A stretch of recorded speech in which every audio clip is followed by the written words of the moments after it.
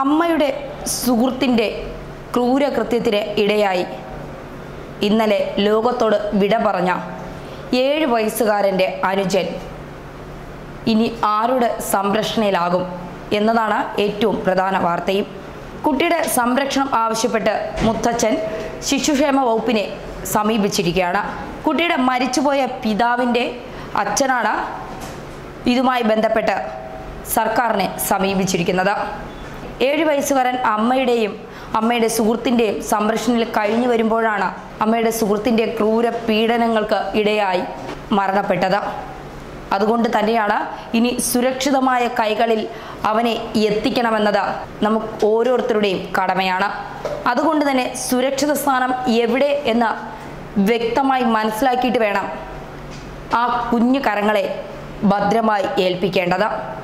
നിലവിൽ അമ്മയുടെ സംരക്ഷണയിൽ കഴിയുന്ന കുട്ടിയുടെ ഭാവിയിൽ ആശങ്കയുണ്ടെന്ന് ശിശുക്ഷേമ സമിതിക്ക് നൽകിയ കത്തിൽ കുട്ടിയുടെ മുത്തച്ഛൻ ചൂണ്ടിക്കാട്ടുന്നു.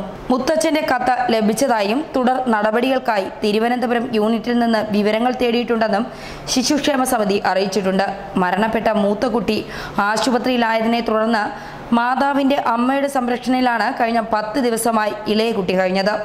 മൂത്ത കുട്ടി മരണപ്പെട്ടതിനെ തുടർന്ന് മകനെ അടക്കം ചെയ്ത തിരുവനന്തപുരത്ത് തന്നെ പേരക്കുട്ടിയും അടക്കം ചെയ്യണമെന്ന് ഇവർ ആവശ്യപ്പെട്ടിരുന്നെങ്കിലും തൊടുപുഴയിലെ അമ്മ വീട്ടിലാണ് 7 വയസ്സുകാരനെ സംസ്കരിച്ചത്. മാർച്ച് 28-നാണ് അമ്മയുടെ സുഹൃത്തായ അരുൺ ആനന്ദിൻ്റെ ക്രൂര മർദ്ദനങ്ങൾക്ക് ഇടയായി 7 വയസ്സുകാരൻ തൊടുപുഴയിൽ കോലഞ്ചേരിയിലെ ആശുപത്രിയിൽ പ്രവേശിക്കപ്പെട്ടത്. കുട്ടി വെന്റിലേറ്ററിൽ കഴിഞ്ഞ 10 ദിവസവും ജീവനും മരണത്തിനും ഇടയിലുള്ള പോരാട്ടത്തിലായിരുന്നു. 10ാമത്തെ ദിവസം രാവിലെ 11:30 അവൻ ഈ ലോകത്തോട് യാത്ര പറഞ്ഞ് സുരക്ഷിതമായ അച്ഛൻ്റെ കരങ്ങളിലേക്ക് പോയി. അതുകൊണ്ട് തന്നെയാണ് ഇനി ഇളയ കുട്ടിയുടെ കാര്യത്തിലും ഏറെ ആശങ്കപ്പെടേണ്ടത്. ഇളയ കുട്ടിയുടെ സംരക്ഷണം ഇനി ഭദ്രമായ കരങ്ങളിലേക്ക് നൽകിയില്ലെങ്കിൽ കുട്ടിക്കും ഇതേ അവസ്ഥ ഉണ്ടാകുമോ എന്ന് ബന്ധുക്കളും നാട്ടുകാരും ഭയപ്പെടുന്നു.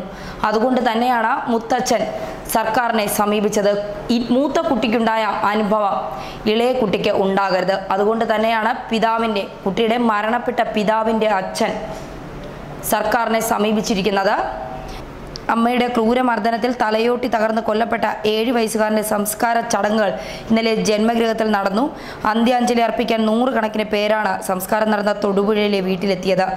ജനത്തിരക്കേറിയതോടെ പൊതുദർശനത്തിന് നിയന്ത്രണം പോലീസ് തന്നെ ഏറ്റെടുത്തിരുന്നു.